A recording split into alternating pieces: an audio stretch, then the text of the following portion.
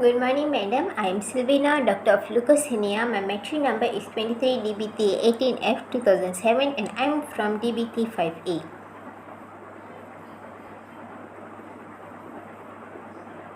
Last night I heard on the news that mobile phones harbor 18 times more bacteria than a flush handle in a typical men's restroom. You can be sure my phone got a good swipe with a disinfecting wipe after that. But it got me thinking, which area of this bathroom has more germs? We can learn more about our discovery by culturing different areas of the restroom and using solid culture media. Why is it good to know about using solid media? Because it's a common process and a great way to get used to working in the lab environment. Choose the one area of the bathroom you think may have the most germs and we'll test it first. I think the most germ is in the door handle, so it should be tested first.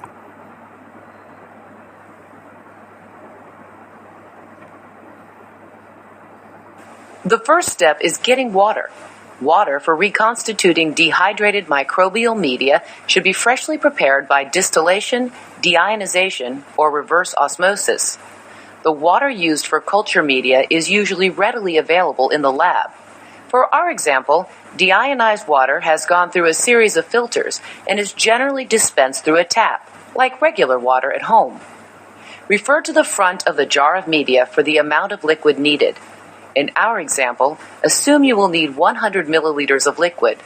Start by dragging the Get Water icon to the Step 1 box. The step 1 is get water.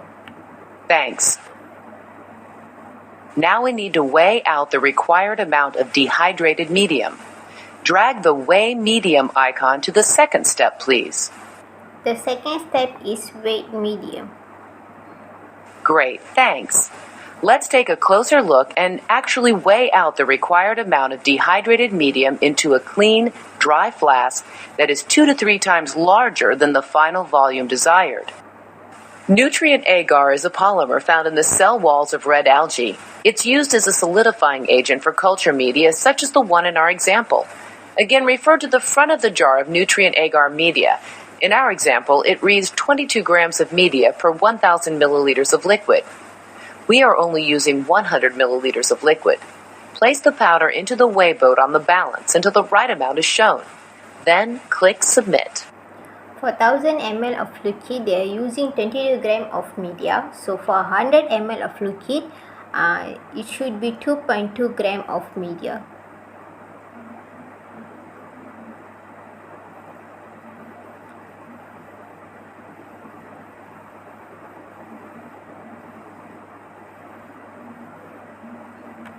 That's right.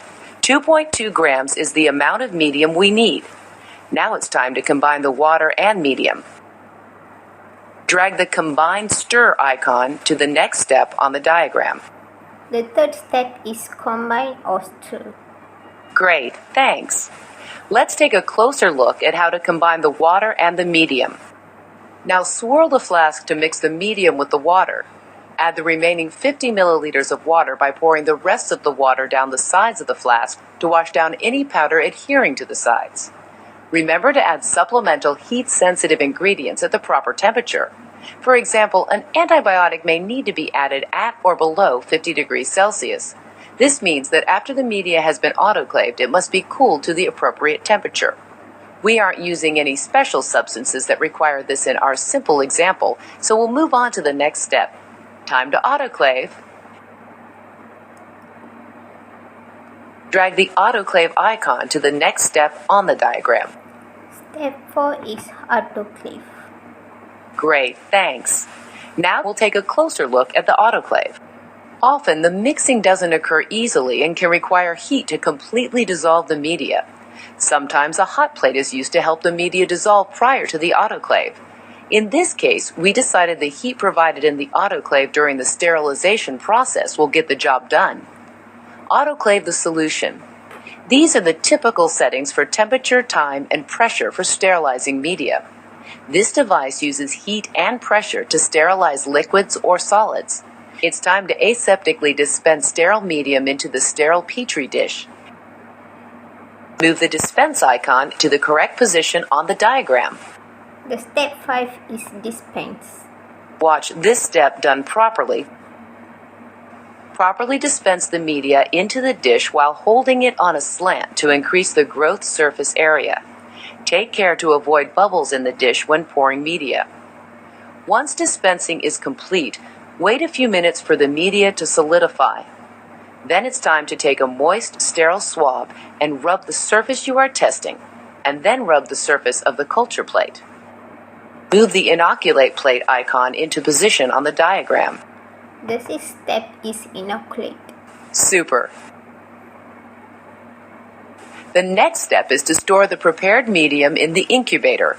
We'll leave it in at 37 degrees Celsius for 24 hours. Go ahead and move the incubate icon to the diagram now. The last step is incubate. Super.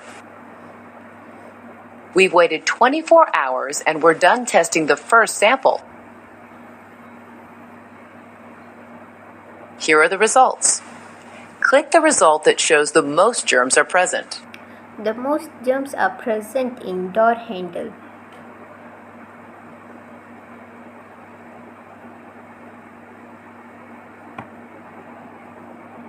Amazing! The restroom door handle has more germs than any other area. You can tell by looking at the number of colonies, or more specifically, the colony-forming units, also known as CFUs. Generally, the more colonies, the more contamination.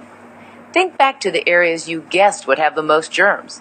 Did it turn out that your guesses were right? Congratulations! You proved you understand the steps of the media prep process.